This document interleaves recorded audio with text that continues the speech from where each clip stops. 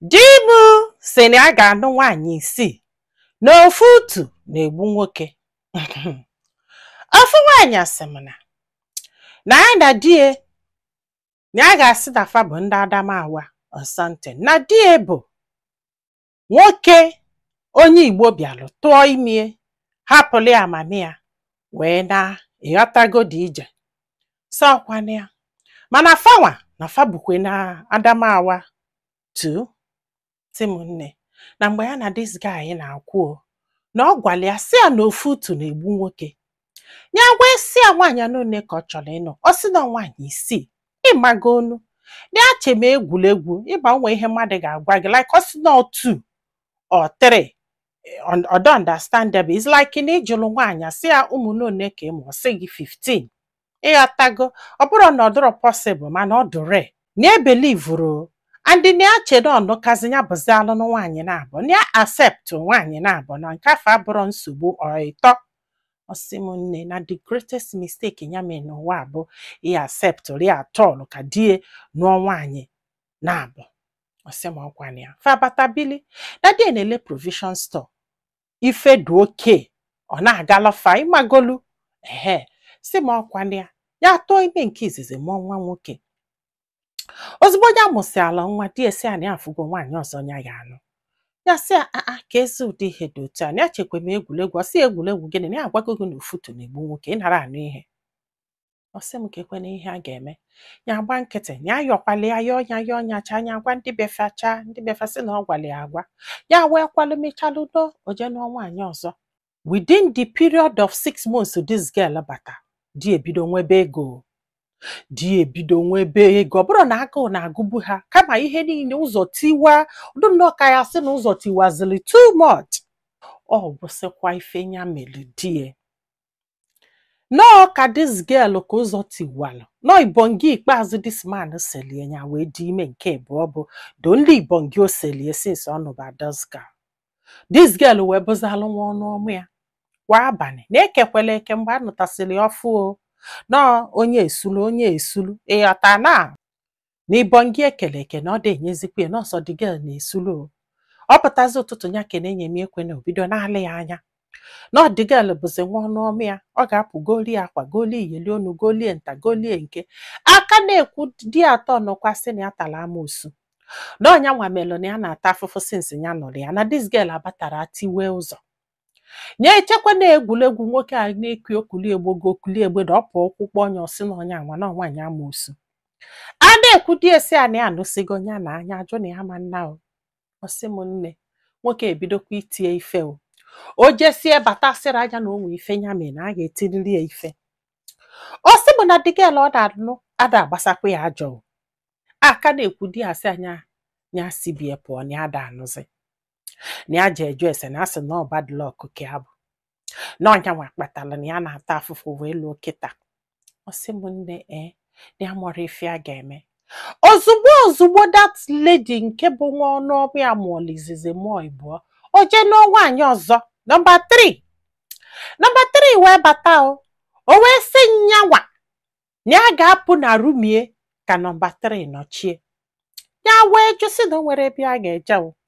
gba mbọsị this man a na-akụ ya wee lụọ one day si a na ya ga-egbu ya na ọ bụ na ọ pụrụ n'anya odo na ọ ga-ebupụ ya n'ọnwụ. Osimone nye chekwa na egwuregwu nye ji maka ya ka ya gwasalụ ndị befe dute nwanne ya nwaanyị ya na ya na-abụ wee bili.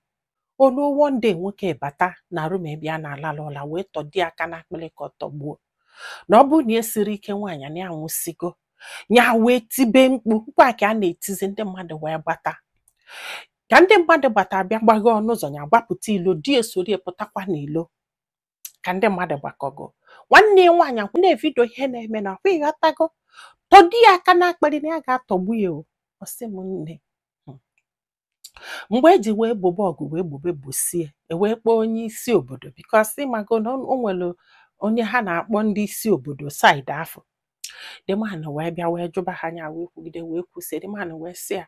na ihe o mere adọrọ mma na o nwere right because na ya na-azụ afịa na-enye onwe ya ọ na-enyezi ego na ihe na-ese na bụ ya pụọ na that room. Akwa ifugo ya wee sị oke na achọrọ sị no ka agwala ndị befe wee sị anya na tabatụ ma a ga-egbu ya egbu ya wee sị oke na a ga-edu ụmụ ya wee na this man na-ajụkwa maka na onye nwa bụ ihe mụtagolie nwoke na-abụ na ndị ọzọ nwa ọnụ ọmụ ya mụọrọ ya nwaanyị na-abụ then nke ọ nụrụ ọfụ ka dị ime afọ ịghọtago o wee sị na ya ma ndị ụmụ ya ya wee sị na iwu na a ga-edu ụmụ ya nwoke eju ya wee pụọ kọta wee kpegide kpesie wee gwu ego na ọ ga na-enye ya na ụmụ ya kwa ọnwa na ọ ga na-enye ha osno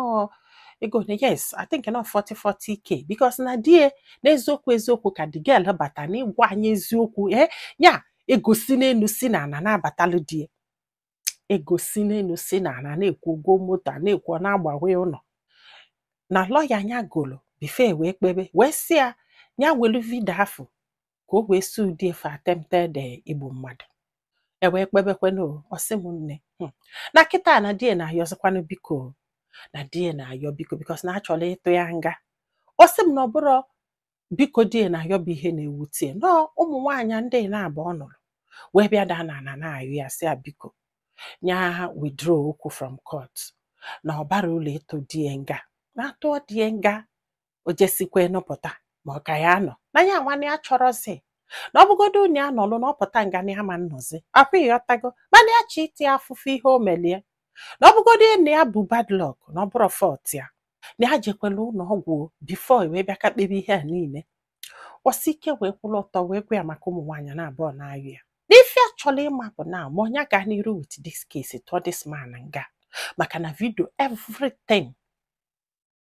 gosiri na ọ chọrọ igbu ya mana the main reason ya ji wepụta ya bụ stay away from police na nke abụrụkwa nwaanyị ibi emeli ajọ ife na nwoke na-anụ ya chọrọ igbu ya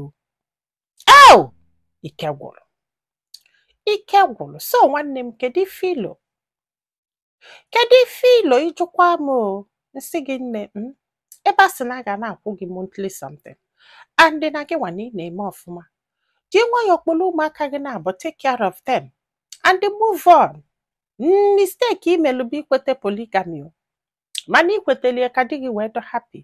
so na mara ma m ga-akpụ ya mistake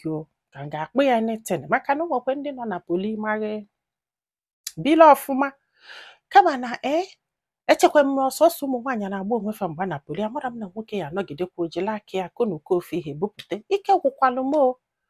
so nwanne m gwa anyị filo na comment section maka na ọ ga-enyelu this lady aka iji ma ife ọ ga-eme debe anyị daalụnụ ka dị n'ụbọchị ọzọ.